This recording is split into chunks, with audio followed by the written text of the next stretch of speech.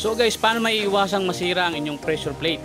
Mga tips para maiwasan at hindi na umabot sa ganito, at mga senyalis na dapat nyong bantayan para hindi kayo abutan ng sira ng.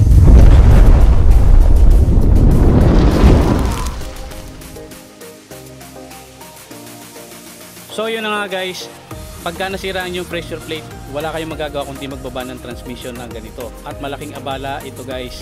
At syempre mahal din ang pressure plate, at mas malaking abala lalo na kung masisiraan kayo guys sa gitna ng daan, kung doon kayo aabutin ng mga putol ng fingers at hindi na kayo makakapagcambio, hindi na talaga kayo maalis. So ano ang tips para maiwasan nyo magkaganito ang inyong pressure plate guys?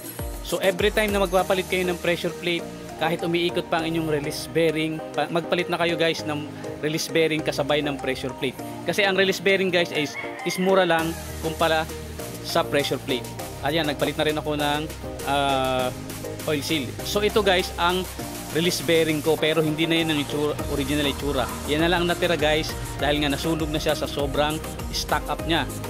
So ang release bearing guys ay kapag nag-stack up ganyan, dahil umiikot yung pressure plate tapos naka-stack ang release bearing, so masusunog siya, kakainin niya yung mga fingers ng inyong pressure plate. So ano guys ang inyong dapat tandaan, bantayan kung ang inyong release bearing ay nag-uumpisa ng masira. Kapag every time kayo guys na umapak sa inyong clutch at may umiingay, may yumayagas-yas doon guys, palatandaan na yun ang inyong release bearing guys ay kulang na sa grasa at kailangan nyo na magpalit guys. Kasi kung hindi, masisira ang inyong pressure plate, yung mga fingers doon. Mas mahal siya guys kaysa sa magpalit kayo ng release bearing. Mura lang ang release bearing. So ganito ang mangyayari guys kapag hindi nyo agad pinalitan ng inyong release bearing, kasi nga stack up na siya, so hindi mabilis ang ikot ng pressure plate tapos naka-stack ang inyong release bearing. Ganyan ang mangyayari. At tuwing apakan yung inyong clutch at umiingay siya and then lumulubog siya ng lumulubog, indikasyon na yun guys na nauubos na ang fingers ng inyong pressure plate at sirang-sira na inyong release bearing. Kaya kailangan nyo nang itigil at palitan nyo na guys. Yun lang guys, thank you.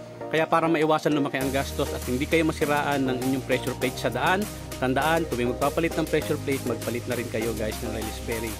At huwag ilusong sa baha guys, dahil nakakasira yung kapag nabasa ang inyong release bearing ng tubig.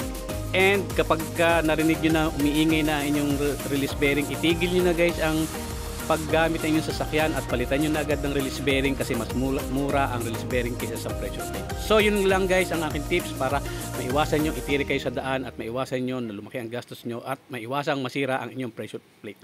So thank you guys for watching. Please like, share, subscribe and hit the notification bell to keep you updated. Thank you guys.